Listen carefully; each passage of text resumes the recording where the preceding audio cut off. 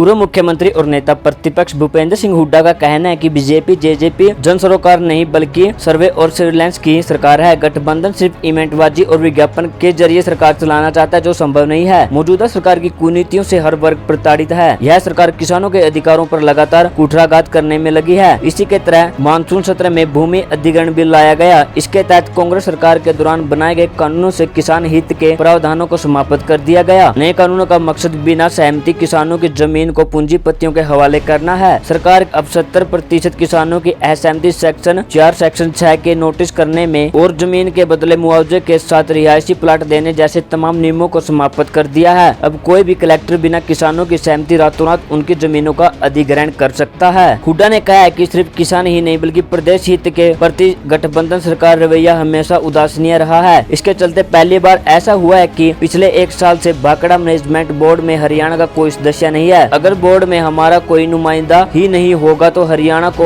उसका हक कैसे मिलेगा और हरियाणा के हिस्से की नौकरियों का क्या होगा। नेता प्रतिपक्ष आज अपने आवास पर पत्रकार वार्ता को संबोधित कर रहे थे। इस मौके पर उन्होंने कहा कि गठबंधन सरकार में मानवीय संवेदना का संपूर्ण अभाव है, जो इसकी कार्यशैली से स्पष्ट दिखाई देता है। कोरोना काल में लोगों ने जो भुगता है उसे कोई भूल नहीं सकता। ऑक्सीजन, दवाई, अस्पतालों में बिस्तर, डॉक्टर की कमी में हजारों जाने गई। ऑक्सीजन की कमी से मौतों की सच्चाई को नकारकर सरकार ने प्रदेश की जनता, सदन और केंद्र सरकार सभी को गुमराह किया है। हुड्डा ने कहा कि पेपर लीक होना इस सरकार की परंपरा है। HPSC और HSSC सरकारी नौकरियों की दुकान बन गई है। पेपर लीक मामले में कुछ लोग पुलवामा से पकड़े गए हैं। यह अब अंतर्राज्यीय मामला बन गया है, इसलिए इसकी सीटिंग जज की निगरानी में CBI जांच जरूरी है। इस संदर्भ में विपक्ष की नहीं तो सरकार को कम से कम अपने गृह मंत्री की बात मान लेनी चाहिए। पत्रकारों से बातचीत करते हुए हुड्डा ने एक बार फिर बेरोजगारी को लेकर CMIE के आंकड़ों का जिक्र किया है। उन्होंने कहा कि हरियाणा में बेरोजगारी की तस्वीर बयां करने वाले आंकड़ों पर सरकार दोहरा रवैया अपना रही है। डिप्टी CM खुद विपक्ष में रहते हुए इस संस्था के आंकड़ों को सही बताते हुए ट्वीट किया करते थे। आज सरकार उसी संस्था की विश्वसनीयता पर सवाल उठा रही है। लेकिन सिर्फ CMIE ही नहीं बल्कि नीति आयोग और तमाम रिपोर्ट से स्पष्ट हो चुका है कि जो हरियाणा कांग्रेस सरकार के दौरान रोजगार सृजन, प्रति व्यक्ति आय, प्रति व्यक्ति निवेश, खुशहाली और विकास में पहले पायदान पर था, वह आज बेरोजगारी, नशे, अपराध, घोटाले और प्रदूषण में नंबर 1 हो चुका है। हुड्डा ने एक बार फिर ओलंपिक पदक विजेताओं को DSP नियुक्त करने और नीरज चोपड़ा को सेना में ऑनरेरी कर्नल बनाए जाने की मांग की है। उन्होंने कहा है कि वो सिर्फ नेता प्रतिपक्ष के तौर पर यह मांग नहीं कर रहे बल्कि अपनी सरकार के दौरान खुद ऐसा कर चुके हैं। कांग्रेस सरकार के दौरान पदक लाओ पद पाओ नीति के तहत 18 खिलाड़ियों को DSP और 500 से ज्यादा खिलाड़ियों को इंस्पेक्टर व अन्य पदों पर नियुक्ति दी गई थी। इनकी सरकार के दौरान खिलाड़ियों को पद, पैसा और प्रतिष्ठा सब दिया जाता था। हुड्डा ने कहा है कि अगर मणिपुर की सरकार मीराबाई चानू को एडिशनल SP बना सकता है तो हरियाणा सरकार अपने पदक विजेताओं को DSP क्यों नहीं बना सकती।